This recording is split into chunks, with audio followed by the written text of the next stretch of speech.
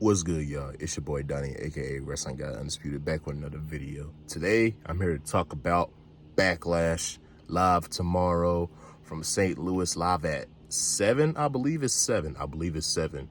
No later than 8, but I think it's 7. So I'm gonna go over these 5 matches, tell y'all how I'm feeling and who I think gonna win, all that type of jazz. Let's get straight to it, man. Up first, we got for the Women's Intercontinental Championship, we got La Valkyria versus Becky Lynch for the Intercontinental Women's title. This match should be very good.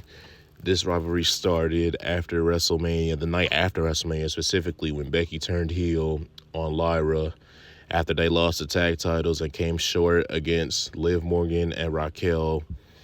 And ever since then, Becky, she came out and she cut a promo and saying how she attacked Bayley, which will lead till tomorrow night, and that will be the downfall of Becky Lynch and her coming up short to take the title from Lyra.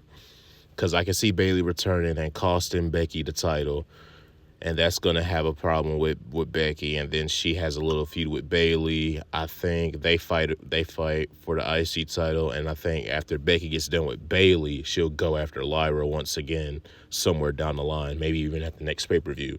So we'll see what happens. But this should be a certified banger because these two have great chemistry. I love their match from Halloween Havoc a couple years ago.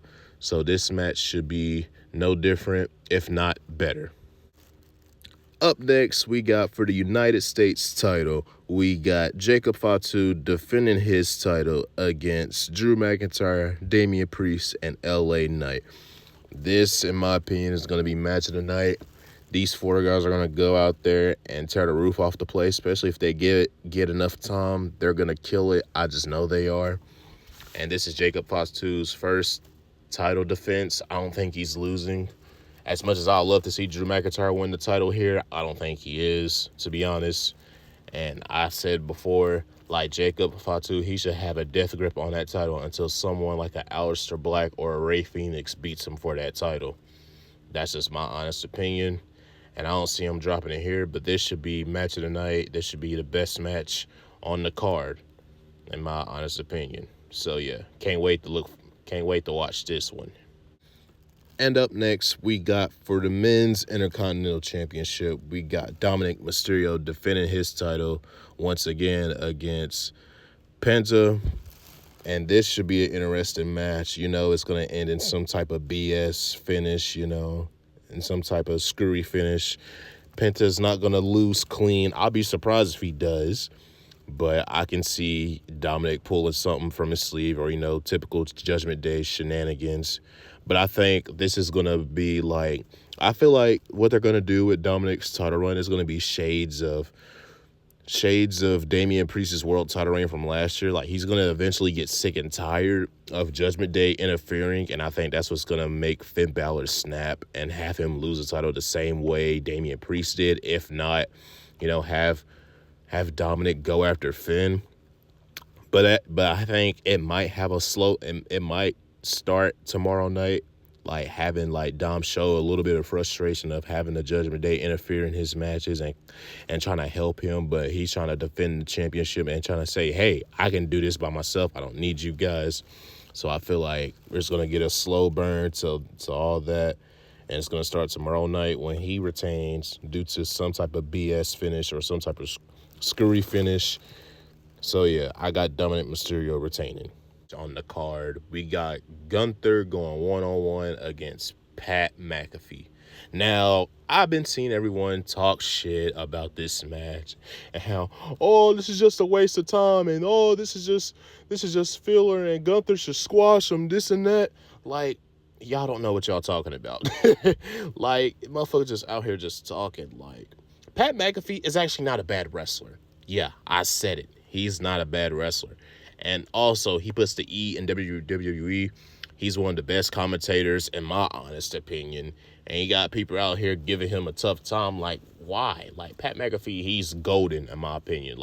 He can make you laugh. He's a great guy. You know what I mean? I love Pat McAfee. You ever watch the Pat McAfee show? It's a great show. I like Pat McAfee, the energy he brings, the vibe he brings. He's one of the best commentators, in my opinion. He's one of the best personalities in WWE. And I have no doubt in my mind that he's going to make Gunther look like a badass. Because I don't see Gunther losing. I just don't. It would be kind of ridiculous if they have Gunther lose. And I've been seeing shit online about how Goldberg might get involved and help McAfee win and help build to their match at SummerSlam. First off, Gunther versus fucking Oldberg doesn't need a 3-month build, let alone 4 months. It doesn't need that long of a build. It can start somewhere in the middle of the summer, but not right now. Just no. Gunther needs to win here after losing his world championship, just so he can be like, hey, I'm still the baddest motherfucker in pro wrestling. And I think that's what's going to happen at Backlash. In advance, RIP Pat McAfee. And last but not least, we got for the undisputed WWE Championship, we got Randy Orton in his hometown going one-on-one for the last time against John Cena for the title. This is a legendary rivalry. It's been well documented. These two started at the same time. John Cena's farewell. I can't even speak. Damn. Farewell tour. It continues, and I don't think he's dropping the title to Randy Orton. Not at Backlash. Not in his hometown. So unfortunately, Randy Orton's going to lose in his hometown tomorrow night. I don't see it happening. But this should be a very solid match between these two. Will it top their best matches? I don't know. I really can't. I honestly do not know. But I hope they give us something. But Randy Orton, he is known to be Mr. Backlash.